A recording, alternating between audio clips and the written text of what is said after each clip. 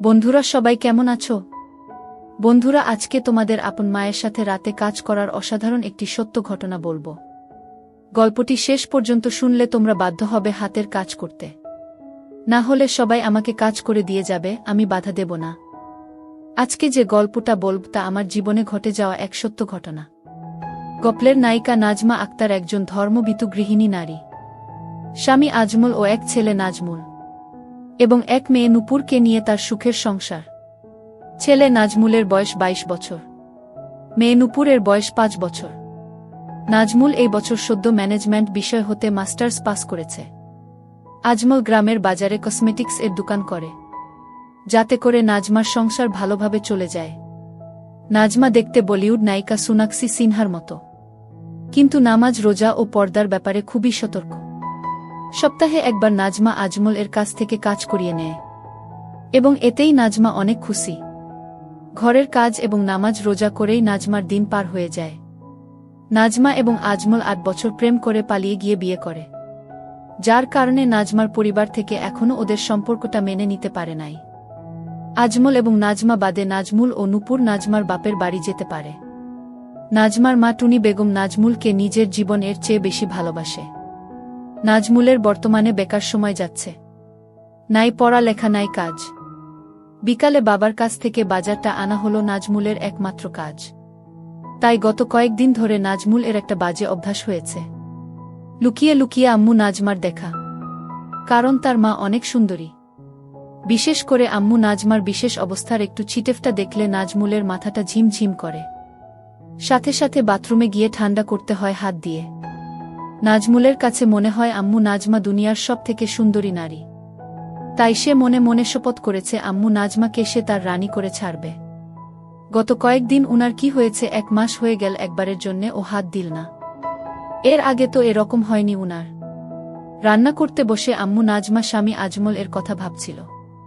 হঠাৎ খেয়াল হলো দুপায়ের মাঝে একটু অনুভব হচ্ছে।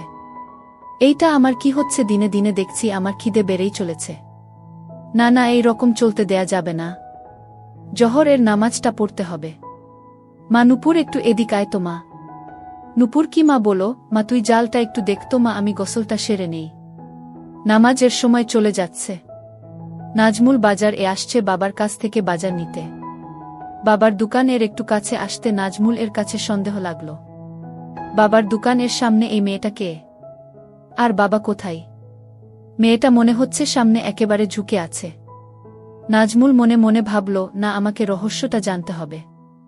নাজমুল একটু কাছে গিয়ে অন্যদিকে তাকিয়ে বাবা ও মেয়েটার কথাগুলা শুনতে চেষ্টা করল।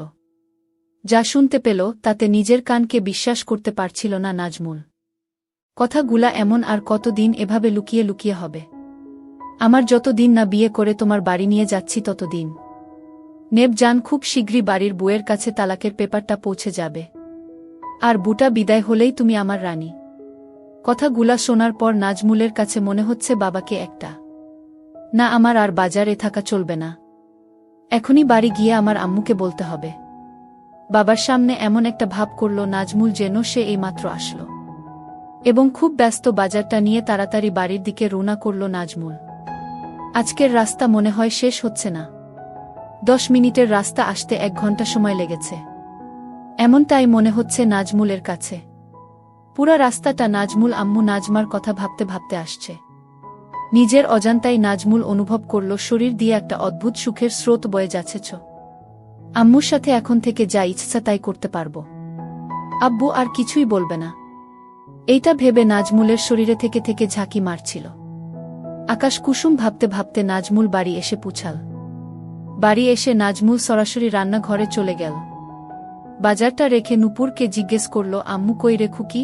প্রশ্নটা শুনে ভ্যাবাচ্চাক্কা খেয়ে গেল নূপুর এবং হাঁ করে তাকিয়ে রইল ভাইয়ের মুখের দিকে। কারণ খুকি তো একমাত্র বাবা তাকে বলে। কিরে, হাঁ করে রইলি কেন? শুনতে পাসনি কি বললাম? বোনকে জোর গলায় ধমক দিল নাজমুল। ও আম্মু, আম্মু তো কলতলায় গোসল করতে গেল। নূপুর ঘোর কাটিয়ে উঠে উত্তর দিল।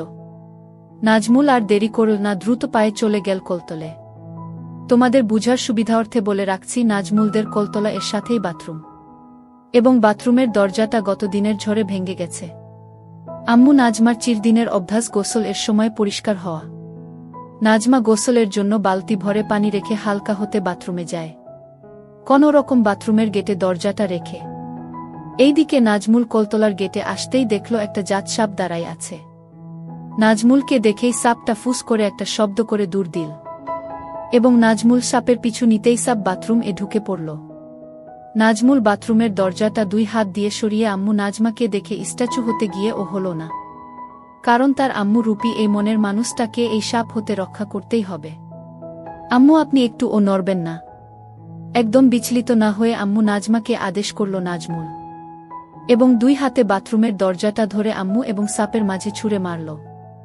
সাথে সাথে সাপটা পালিয়ে গেল। সাপের উপর হতে নজর সরিয়ে আম্মুর দিকে তাকাতেই নাজমুল দেখল আম্মু নাজমা টলে পড়ছে। হাই হাই, আম্মু তো দেখি জ্ঞান হারাচ্ছে। মনে মনে প্রমোদ গুনল নাজমুল আম্মু নাজমাকে কোলে করে কলতলে নিয়ে আসে এবং আম্মুর লেগে থাকা ময়লা পানি দিয়ে পরিষ্কার করে ঘরে নিয়ে আসে। ভাইয়া আম্মুর কি হয়েছে? নূপুর দূর থেকে দেখে দৌড়ে এসে কাদা কাদা মুখে নাজমুলকে জিজ্ঞাসা করে। ও কিছু না, তুই রান্নার কাছে যা, আমি আম্মুকে দেখছি। নাজমুল বোনকে আশ্বস্ত করে রান্নার কাছে পাঠিয়ে দেয়। নাজমুল হাতে পানি নিয়ে আম্মুর মুখে পানির ঝটকা দিবে, এমন সময় মাথায় একটা শয়তানি বুদ্ধি আসে। আচ্ছা, আম্মু তো এখন বেহুশ, তাহলে এই সুযোগটা আমি কাজে লাগাচ্ছি না কেন? নাজমুল নিজের কাছে নিজেই প্রশ্ন করে ভাবনাটা মাথায় আসতেই মাথার উপর ফ্যান চলছে, তারপর ও নাজমুল এর ঘাম ঝরছে। কাপা কাপা হাতে শাড়ির আঁচলটা সরিয়ে দেয়। নাজমুলের মাথায় চক্কর মারে, মনে হচ্ছে কারো হাত পড়ে নাই এখনো। হঠাৎ কানের কাছে নূপুর এর গলা ভেসে এল। ভাইয়া ভাত রান্না শেষ, এখন কি করব? নাজমুল আম্মু নাজমার মুখ সরাতে সরাতে ভূত দেখার মতো করে বলল, তুই এখানে আসছিস কেন? ওখান থেকে বললেই তো পারতি। তুই রান্না ঘরে গিয়ে মাছটা কাট, গিয়ে আমি আসছি। নাজমুল ভাবল না আর এটাকে দীর্ঘায়িত করা যাবে না, এখনই আম্মুর জ্ঞান ফেরাতে হবে। তার আগে আমার জন্মস্থান এবং আমার স্বর্গটা একটু দেখে নেই। কাপা কাপা হাতে নাজমুল আম্মু নাজমা আবার সব ঠিক করে দিল। নাজমুল, ঘুমন্ত আম্মুকে আমি চাই না, আমি খাব আমার জাগ্রত আম্মুকে চাই।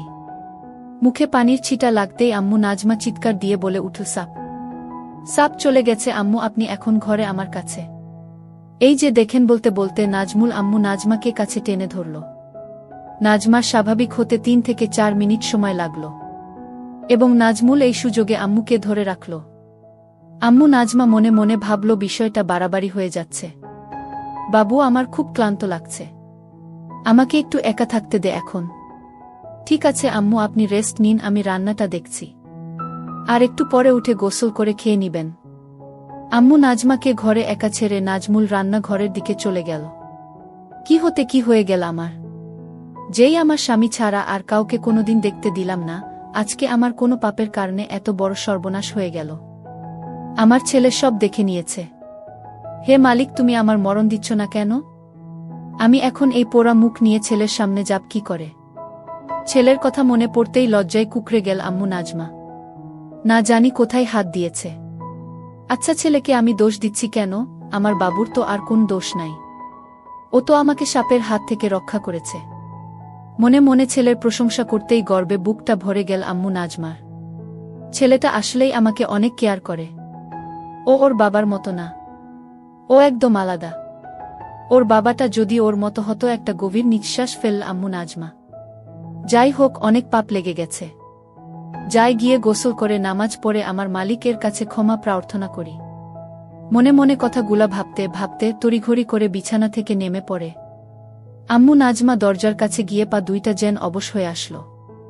আম্মু নাজমার ছেলে যে তার সামনে রান্নাঘরে বসে এই দিকে ফিরে তরকারি কাটছে। এখন ছেলের সামনে দিয়ে কলতলে যাবে কিভাব, এই ভেবে আম্মু নাজমার ঘাম বের হচ্ছে। তবুও যে আমাকে যেতেই হবে, আমাকে পবিত্র হয়ে আমার মাওলার হুকুম পালন করতে হবে এবং আমাকে ক্ষমা প্রার্থনা করতে হবে। ভাবতে ভাবতে বড় একটা ঘোমটা টেনে দ্রুত পায়ে কলতলে চলে গেল আম্মু নাজমা। রান্নাঘরে বসে ঘোমটা দেয়া আম্মুর দ্রুত চলে যাওয়ার দৃশ্য দেখতে দেখতে নাজমুল মনে মনে হাসতে হাসতে ভাবল, আমার আম্মুর লজ্জা দিন দিন বেড়েই চলেছে। খুকি, আমার তরকারি কাটা শেষ, তুই তরকারিটা কষিয়ে নিয়ে ভাজি করা মাছটা দিয়ে ঝোল রান্না করিস। আমি বাবার সাথে ফোনে কথা বলে আসি। হ্যালো আব্বু, আজকে আপনাকে একটু আগে আসতে হবে। কারণ দুপুরে আম্মু একটা জাত সাপ দেখে খুব ভয় পেয়েছে তাই আম্মুকে একটু কেরামত আলী মাওলানার কাছে নিয়ে যেতে হবে। কলতলার কাছে গিয়ে ফোনে লাউডস্পিকার দিয়ে আব্বুকে কথাগুলা এক নিঃশ্বাসে বলে ফেলল নাজমুল। তোর মা মরুক, তাতে আমার কিছু আসে যায় না। তোর আম্মু তুই নিবি না কি করবি সেটা তোর ব্যাপার। আমাকে এইসব আলতু ফালতু ব্যাপার নিয়ে ডিস্টার্ব করবি না। এখন বড় হয়েছিস, সংসার, মা বোনকে একটু সামলাতে শেখ। আমাকে আমার মতো ছেড়ে দে তোরা। আর হ্যাঁ, কাল থেকে তুই দোকানে বসবি। কথাগুলা খুব রাগের সুরে বলল আব্বু আজমা। কাল থেকে পারবো না, কারণ কাল আমার একটা গুরুত্বপূর্ণ কাজ আছে। তবে পরশু দিন থেকে বসব। আর হ্যাঁ, এখন থেকে আম্মু এবং নূপুরের সব দায়িত্ব আমার। বলেই ফোনটা কেটে দিল নাজমুল। আম্মু নাজমা গোসল শেষে বাপ বেটার ফোন আলাপ মন দিয়ে শুনছিল। ফোন আলাপ শেষ হতেই বড় করে ঘোমটাটা টেনে দিয়ে দ্রুত পায়ে ঘরের দিকে যাচ্ছিল আম্মু নাজমা। আম্মু নাজমা ভারী হওয়ায় আম্মু নাজমার দ্রুত হাঁটার তালে তালে দুলছিল, যেটা দেখে নাজমুলের মাঝে দামামা বাজতে লাগল। আম্মু একটু দাঁড়ান তো ওখানে। কাছে গিয়ে সামনে দাঁড়িয়ে আম্মু নাজমার দুই বাহুতে হাত রাখল নাজমুল। আম্মু, আমি জানি আপনি বাবার কথাগুলা সব শুনেছেন। বলেই মাটির দিকে তাকিয়ে থাকা ঘোমটা দেওয়া আম্মু নাজমার ধরে একটু উপরে তুলে কপালে চকাস করে একটা হামি দিল নাজমুল। বাবা আর আমাদের আগের মতো ভালোবাসে না আম্মু। বাবা এখন শুধু আমাদের দূরে সরিয়ে দিতে চাই আম্মু। কিন্তু আপনি একটু মন খারাপ করবেন না, আমি আছি না। আমি আপনার সব কষ্ট দূর করে দেব আম্মু। এখন থেকে আপনার এবং নূপুরের সব দায়িত্ব আমার। কথাগুলা আবেগী সুরে বলেই আম্মু নাজমাকে কাছে টেনে নিল নাজমুল। কত সময় এভাবে দাঁড়িয়েছিল মা ছেলে। আম্মু নাজমা বা নাজমুল কেউই বলতে পারবে না। ভাইয়া সব কিছু রান্না শেষ। হঠাৎ নূপুর এর কোথায় সম্বিত ফিরে পেল আম্মু নাজমা এবং নাজমুল। এক প্রকার অনিচ্ছা শর্তে আম্মু নাজমা ছেলের বাহুডোর থেকে ছাড়া পায়। হিতাহিত জ্ঞান প্রায় ভুলতে বসেছিল আম্মু নাজমা। সম্বিত ফিরে পেতেই এক রাস আম্মু নাজমাকে ঘিরে ধরল। ছি, আমার ছেলে আমাকে এভাবে ধরে। ছি, আমি আর ভাবতে পারছি না। এক প্রকার দৌড়ে ঘরে গিয়ে নামাজ দাঁড়িয়ে পড়ল আম্মু নাজমা। আম্মু, মাগরিবের নামাজের পরে রেডি থাইকেন। আপনাকে নিয়ে একটু কেরামত আলী মাওলানার কাছে যাব। আম্মু নাজমার দৌড়ে পালানোর দৃশ্য দেখতে দেখতে মুচকি হেসে বলল নাজমুল। ভাইয়া খেতে আস, আম্মু ডাকে। আসছি। নাজমুল এর ঘর থেকে উত্তর দেই নাজমুল। আম্মু, তাড়াতাড়ি খেয়ে ঘুমিয়ে পড়ো, আমি আর তোমার ভাইয়া একটু হুজুরের কাছে যাব। খেতে খেতে মেয়ে নূপুরকে তাগাদা দেই আম্মু নাজমা। বাড়ির বাইরে কোথাও যেতে চায় না আম্মু নাজমা। কিন্তু কেরামত আলী মাওলানার কাছে যেতে কখনো না করে না। নাজমুলদের বাড়িতে সবাই মাটিতে বসে খায়। আম্মু নাজমা এবং নাজমুল মুখোমুখি বসে খাচ্ছে। ঝুঁকে মাটিতে বসে খাওয়ার জন্য আঁচলটা একটু গেছে। আম্মু কি বোরখা পরে যাবেন? ইঙ্গিতটা আম্মু নাজমা বুঝতে পারে। তাড়াতাড়ি আঁচল ঠিক করতে করতে, না বাবা, বোরখা পাপ কোথায়? তোর বাপ কি আর বোরখা কিনে দিয়েছে আমাকে? আগের বোরখাটা ছিঁড়ে যেতেই কতবার বললাম একটা বোরখা কিনে দাও। দিল না কিনে, তার নাকি টাকাই থাকে না। অনুযোগের সুরে বলল আম্মু নাজমা, গু আমি কিনে দেব। আজকে শাড়ি পরেই চলেন। আম্মু নাজমার অপাদ মস্তক দেখতে দেখতে বলল নাজমুল। খাওয়া দাওয়ার পাট চুকিয়ে নিয়ে নাজমুল তার নিজের ঘরে এসে রেডি হয়ে নিল।